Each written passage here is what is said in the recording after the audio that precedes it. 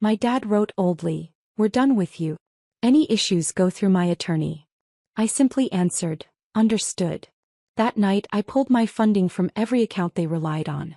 48 hours later my mom called in full-blown panic. The message came in early. 7:42 a.m. "We're done with you. Any issues go through my attorney." That's how my father ended 29 years of being my parent. Not a call, not a conversation. A text. And not even a long one. Just 10 words that hit harder than anything I could have imagined. It happened because I told him no. He wanted a brand new Cadillac Escalade. Not a suggestion, not a request. He sent me the link to the exact model he wanted. Fully loaded $104,000. With a single word. This. I didn't even say no right away. I told him it was a bad time. I was in the middle of a new product launch for my business. Payroll was tight. There were legal fees pending from an acquisition. I said I couldn't justify that kind of expense right now, but I'd be happy to help him find something more practical in a few months. That's all it took. He blew up. Said I was selfish, disrespectful, and that he'd always known success would change me. He brought up every single thing he thought he'd done for me since I was a child. Said I wouldn't even be where I am if it weren't for him, which was laughable, considering he never even helped me through college. I worked 3 jobs and took out loans while he drank through most of my teenage years and tanked our family's credit. But none of that mattered. Apparently what mattered was that I didn't buy him the car he wanted. So the next morning I got the message. "We're done with you. Any issues go through my attorney." There was a time when something like that would have crushed me. But not that day. That day something inside me shifted. I didn't even respond with emotion. I typed understood, hit send and stared at my screen for a while. Then I got up, made coffee and opened my laptop. I logged into every account that had my name on it. Anything they had access to. The joint emergency savings I'd been slowly building for them since the pandemic. The checking account I refilled with a few thousand each month so they never had to worry about groceries or gas. The credit card I opened under my business and gave them a copy of, which they used like it was bottomless. Even the car insurance policy I was paying every 6 months. By noon, everything was pulled, frozen, canceled, or transferred. I didn't do it to be petty. I did it because I finally saw it clearly. He didn't see me as a daughter. He saw me as an ATM. And if that was the game he wanted to play, then I was done too. No heads up. No warning. Just silence. I didn't hear anything that day. Or the next. But by the second morning my mom called. Then again. Then 6 more times in a row. I didn't pick up until the 7th. When I answered, I could hear it before she said a word. The panic. To be continued. The moment I picked up, my mom skipped the greetings. She went straight to the question. "Why are the accounts empty?" I didn't answer right away. I could hear her shuffling papers, maybe standing in front of a computer. Her voice had that edge it always got when she was trying to sound calm but already spiraling. She asked again, this time louder. I told her the truth. Because Dad made it very clear I'm no longer family. There was silence. Not even breathing. Then she asked what that had to do with her. I reminded her she'd stood right next to him when he said I was nothing but a disappointment. A spoiled brat who thought money made her better than the people who raised her. She didn't stop him. Didn't push back. He just sat there nodding. She tried to claim she didn't mean it. Said it was the heat of the moment, that I was being sensitive. I wasn't. I had heard every word. And I had remembered every sacrifice. When I started my business 4 years ago, I ran it out of a basement with no windows and a single space heater. I maxed out 2 credit cards, sold my car and lived off canned soup for months. Not once did my parents ask how things were going. Not once did they offer help. But once the money started coming in, once the press releases started making rounds and they saw I was actually doing well, that's when they suddenly became supportive. That's when the calls started coming, not to check in but to ask for things. First it was small stuff. An overdue cable bill. Some help fixing the HVAC. Then a car repair. A loan that was never repaid. Eventually it became expected. Routine. I didn't mind at first. They were my parents. I thought this is what success was for, lifting up the people who raised you. But somewhere along the way it stopped being gratitude and started being entitlement. And I didn't notice. Or maybe I just didn't want to. Now here we were. I asked her how long they'd been depending on those accounts. She hesitated. Then admitted. They'd been using the savings account to cover credit card payments for the last few months. They'd stopped paying the mortgage out of their own checking account because mine was easier. Apparently, they hadn't made a full mortgage payment on their own in nearly a year. Then came the truth. They were 3 months behind. Utilities were weeks from being shut off. The credit card I'd canceled? With. My dad had taken out a payday loan in August and hadn't told her. And now, without access to the money I'd been putting in, they were about to lose the house. He didn't yell. She begged. Said my father hadn't meant what he said. That he was just angry, that it was pride and stress and frustration. He said he was sorry. That he realized he'd gone too far. But I didn't believe it. Because the moment he lost access to my money, he didn't call. Didn't text. He sent her to do it for him. I told her I wasn't coming to fix it this time. I said it flat. Come. She asked me what she was supposed to do. I said I didn't know. He started crying. Said this was going to ruin them. That he'd been talking about bankruptcy. That they were too old to start over. And then she asked the one thing I hoped she wouldn't. Eva, please, just help us this once.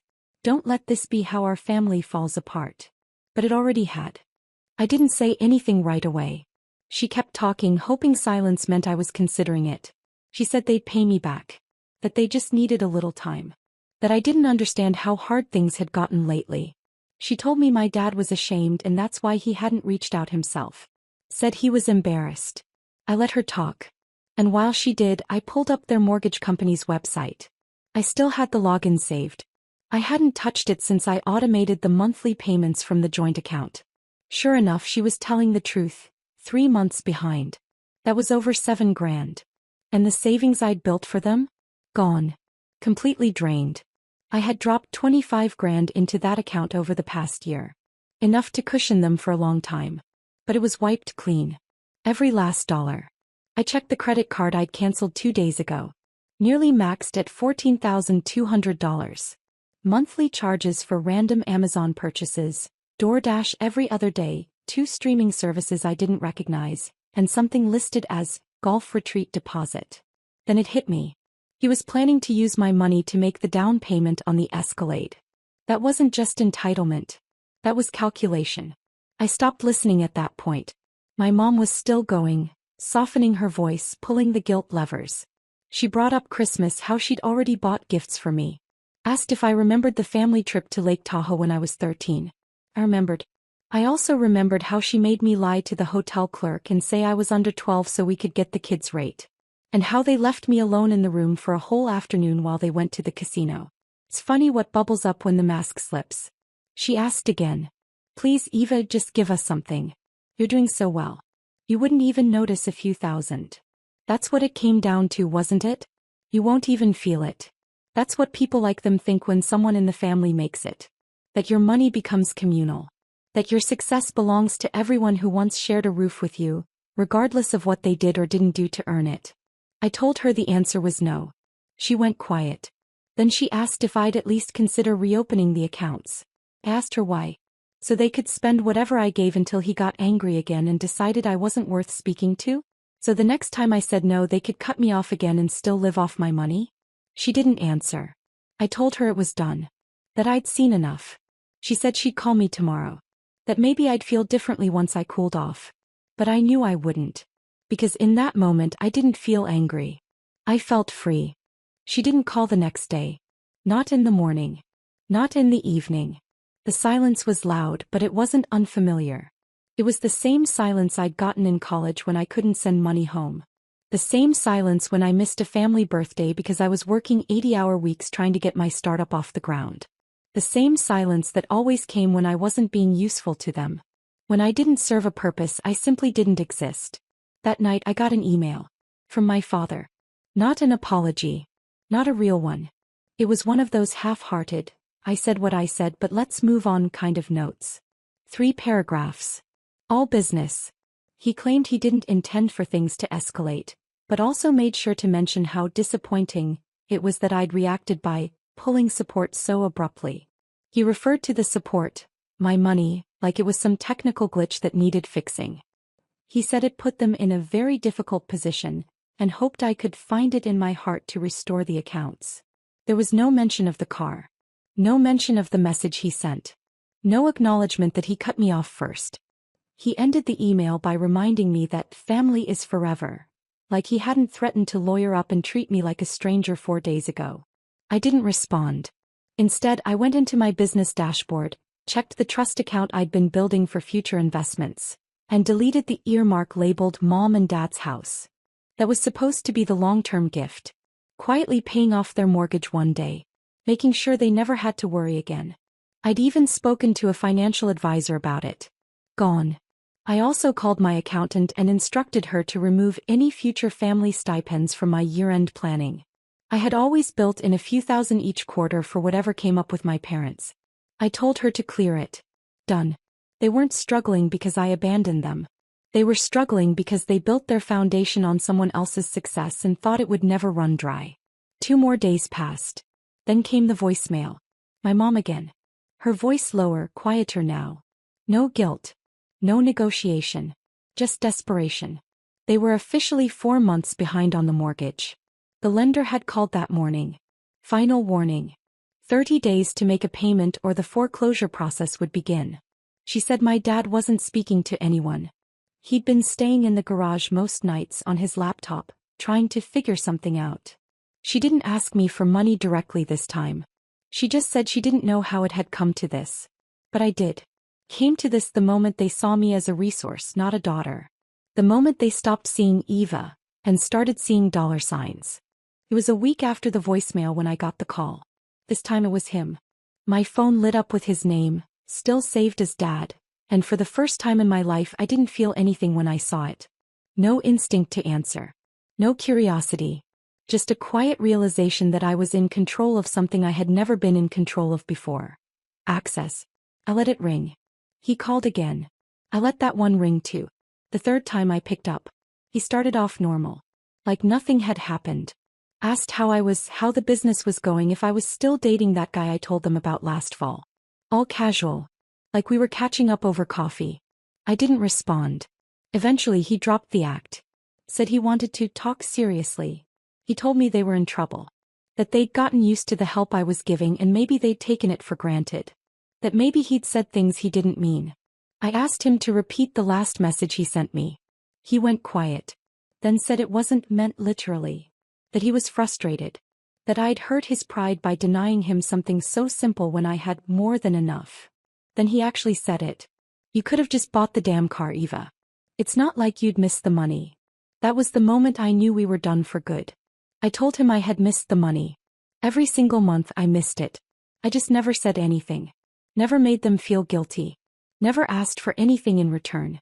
I told him I missed the years I couldn't afford health insurance because I was paying their medical bills. I missed investing in my business earlier because I was too busy keeping them afloat. I missed vacations, I missed sleep, I missed peace. All so they wouldn't have to worry. And the one time I said no. The one time he sent me a legal threat and ghosted me like I was some contractor who didn't deliver. He said he regretted that. Said he was just acting tough. Then he told me they might lose the house. That it wasn't just about pride anymore. That my mom was scared. He didn't ask me for money outright. He asked if there was any chance we could revisit the financial arrangement we had before. That's what he called it.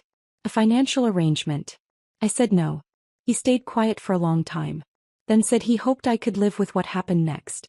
I asked what that meant. He said nothing. Just hung up. That night I got an email from their mortgage lender. I was still listed as an emergency contact.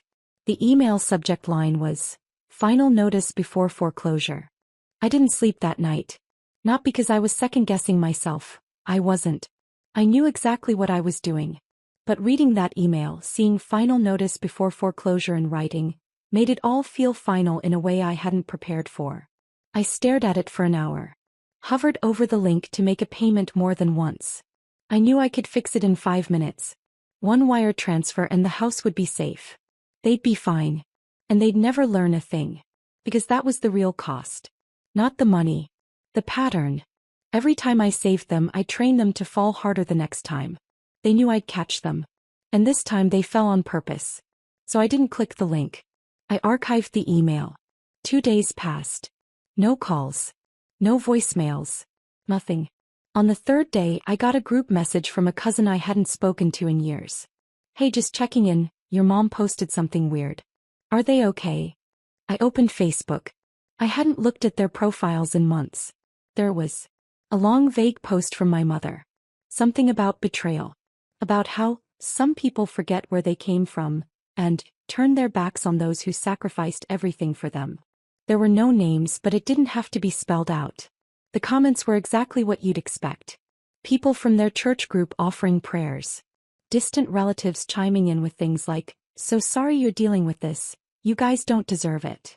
One person even said, "She'll come to her senses when she realizes money isn't everything." I didn't respond.